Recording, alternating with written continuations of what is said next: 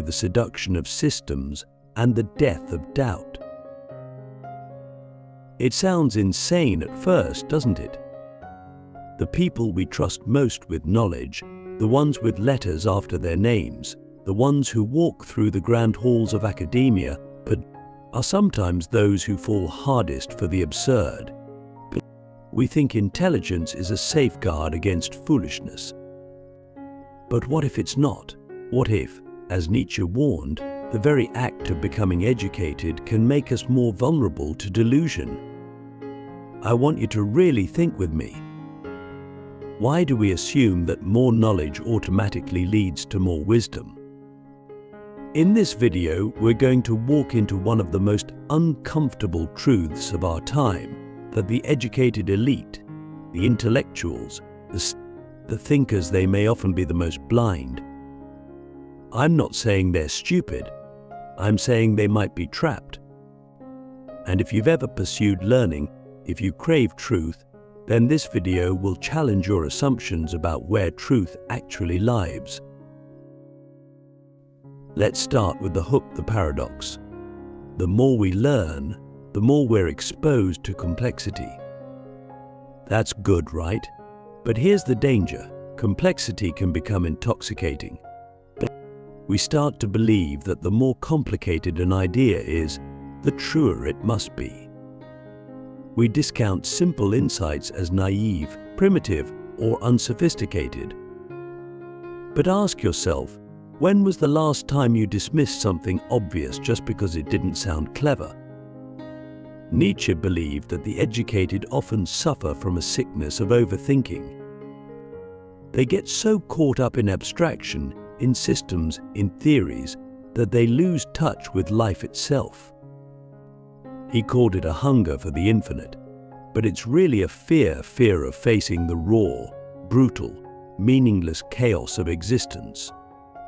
So they build walls of intellect to protect themselves, walls made of language, theories, and credentials. But those walls can become prisons. Click subscribe to this channel to get more profound insights. Now consider this. When you've spent years mastering a field, you become invested in its assumptions. You have skin in the game. You've published papers, built a career, earned recognition. So what happens when a basic truth contradicts your entire worldview? You don't adapt, you double down. You rationalize. You twist logic until the truth looks like a lie, and the lie looks like truth. We've seen this in history, respected scientists defending outdated theories long after they've been disproven. We've seen economists deny the obvious signs of collapse because it didn't fit their models. We've seen philosophers argue that nothing exists, while depending on the existence of language to say so. Nietzsche called this the death of God, not just the loss of religion, but the collapse of meaning itself when intellect becomes untethered from reality. He warned us, the educated will try to replace God with logic, but logic without grounding becomes madness. So how do we protect ourselves from this trap? First, we need to recognize that intelligence is not wisdom. IQ is not the same as insight. You can be brilliant and deeply confused. You can be educated and spiritually lost. Nietzsche didn't hate education, he hated cowardice. He hated when people used learning as armor against life. He believed in the will to power, not as control over others, but as the inner drive to face reality without flinching. So here's a question for you. Are you learning to grow or are you learning to hide? That's a brutal question, but it might be the most important one you ever ask yourself. Because the world is full of people who are brilliant on paper, but terrified of truth, who know everything about everything except how to live. And in the next segment, we'll go even deeper into this. We'll explore how the educated elite often create systems of thought so abstract that they become detached from life, and how Nietzsche's vision of the last man explains the death of meaning in modern society. It's going to get intense. Get ready. The last man and the death of meaning, how modern comforts are killing our souls. Let's go deeper. Nietzsche warned of a terrifying figure of prophecy, really. Not a tyrant, not a monster, but something worse, the last man. This last man is not evil. He's safe, comfortable, educated, rational, and completely dead inside. He no longer believes in anything truly great. He avoids pain, avoids risk, avoids depth. He doesn't suffer, but he also doesn't strive. And here's the twist. In many ways, the modern educated class is the perfect incarnation of this last man. We've built a world so padded, so systematized, that we no longer need to confront the raw forces of nature, death, or even deep meaning. We've replaced the sacred with the bureaucratic. We've replaced myth with metrics. And in doing so, we've created a society where people can be extraordinarily intelligent and spiritually hollow. Think about the average academic or intellectual. Safe job, predictable routines, high praise for publishing papers that almost no one reads. Their ideas are often complex, sure, but are they courageous? Do they shake the soul? Or do they just reinforce the existing system? Nietzsche said, "He who has a why to live can bear almost any how." But the last man has no why. He has credentials, not convictions. He has data, not destiny. And when you remove the why and replace it with routines, algorithms, and superficial social causes, what do you get? You get educated people who believe in nothing but still talk like they know everything. You get smart people who can't answer a child's question without citing a study. You get thinkers who have forgotten how to feel. This is not wisdom. This is soul death. And here's where it gets terrifying. When people lose meaning, they don't become neutral, they become dangerous, because the mind abhors a vacuum. When educated people lose faith in deep values, they often fill that void with ideology, sometimes extreme, sometimes absurd. They cling to whatever makes them feel righteous. That's why some of the most educated individuals fall for the dumbest ideologies. They aren't stupid, they're starving. Starving for purpose, for connection, for transcendence. But instead of going inward, they go outward. They try to fix the world before fixing themselves. They moralize, theorize, and criticize, but they never reflect. And Nietzsche saw this coming.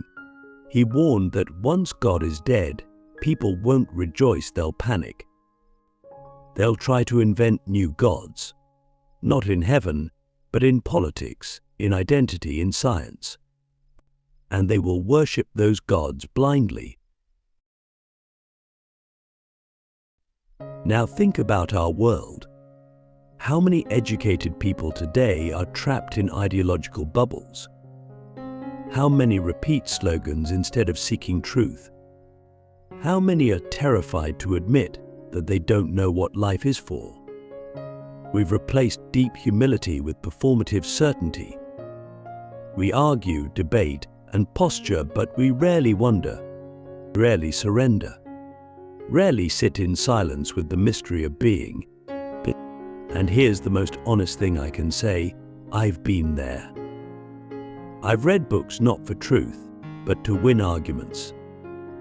I've used big words to hide small thoughts. I've chased knowledge to avoid confronting my own emptiness. And if you've done that too, then you know it doesn't work. You end up more anxious, more alienated, more lost. Because knowledge alone can't feed the soul. Only wisdom can, and wisdom requires courage. So what do? We start by rejecting the last man within ourselves. We stop seeking comfort above all else. We embrace risk, not recklessness, but real existential risk. We ask the hard questions. What am I living for? What do I believe that I would die for? What am I pretending not to know? These are not academic questions. They are life or death, because without meaning, even the most brilliant mind becomes a ghost. Nietzsche didn't want us to become scholars, he wanted us to become warriors. Not in the literal sense, but as individuals willing to confront the chaos of life with open eyes, willing to suffer, willing to create meaning, not just study it.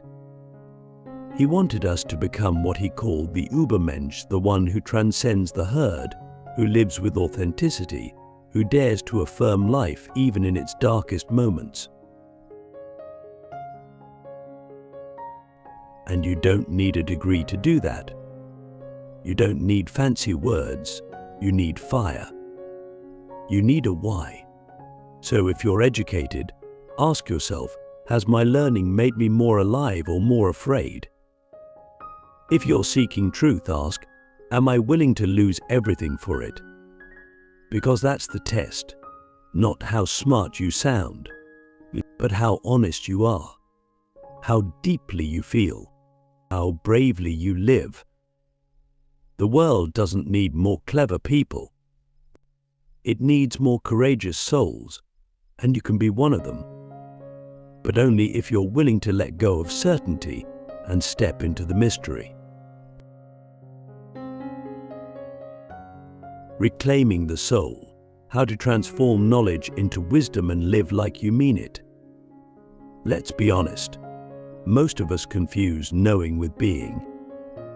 We think that if we learn more, read more, collect more facts, we'll become wiser. But knowledge is like fire, it can warm or destroy. It can illuminate the world or burn everything down. The difference lies in how we use it. And that's where wisdom comes in. Because wisdom isn't just knowing what is true. It's knowing how to live in light of the truth. And that's the one thing most educated people are never taught. They're taught how to analyze, how to debate, how to publish, but not how to live. Not how to suffer well. Not how to die with dignity. Not how to love without control. So they end up like walking encyclopedias full of information, but starved for transformation.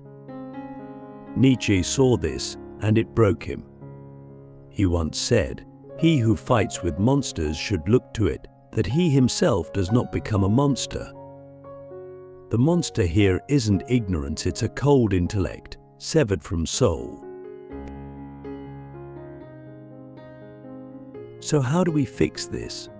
How do we turn knowledge into wisdom? We start by remembering what knowledge is for. Not status, not power, not control, but transformation. The real purpose of knowledge is to help us live more authentically, more courageously, more beautifully. If it doesn't do that, then it's dead weight. And that means we need to stop worshipping credentials and start seeking character. We need to stop judging people by how much they know and start asking, what do they live for? What have they suffered? What truths have they earned through fire? Wisdom doesn't come from reading, it comes from bleeding, from facing reality without flinching, from walking through the valley of death and still choosing to love, to create, to say yes to life. That's what Nietzsche meant when he said, "Become who you are." He didn't mean find your personality, he meant forge your soul through struggle. Now, Let's make this practical. If you want to avoid becoming the educated fool, here are 3 things you must do. First, embrace silence. In a world addicted to noise, silence is revolutionary. Spend time every day away from screens, away from opinions, away from books even, and just listen. Listen to your own thoughts. Listen to the ache in your chest. Listen to the questions you're afraid to ask, because wisdom begins in silence. Second, seek out suffering, not as punishment, but as initiation. I don't mean go looking for pain, but don't run from it either. When life breaks you, don't just analyze it, feel it. Let it strip you of your illusions. Let it carve space in your soul for something deeper to be born. Third, serve something greater than yourself. But this is the ultimate test. If all your knowledge points back to you, your brand, your image, your agenda, then it's empty. But if it leads you to serve others, to build something timeless, to love without needing to be right, then it's sacred.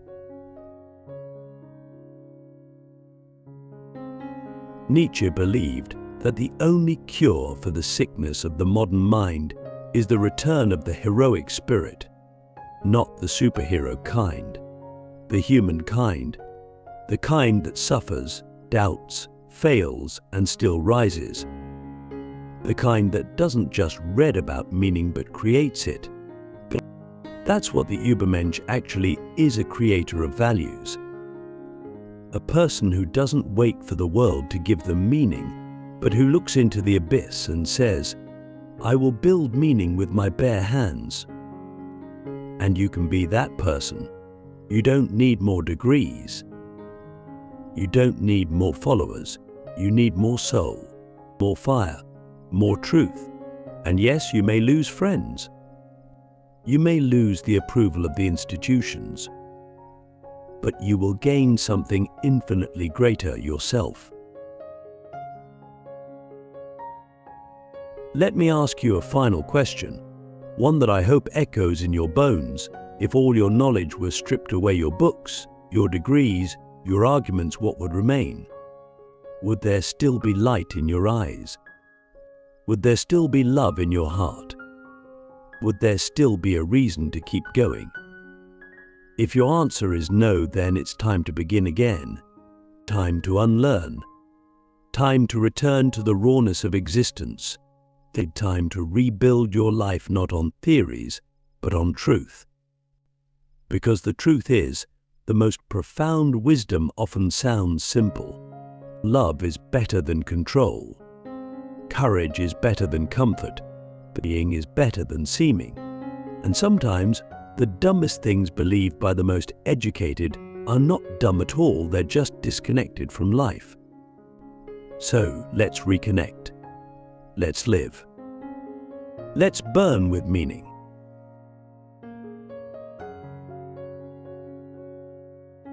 This video isn't just a warning, it's a call. A call to turn your mind into a mirror, not a mask.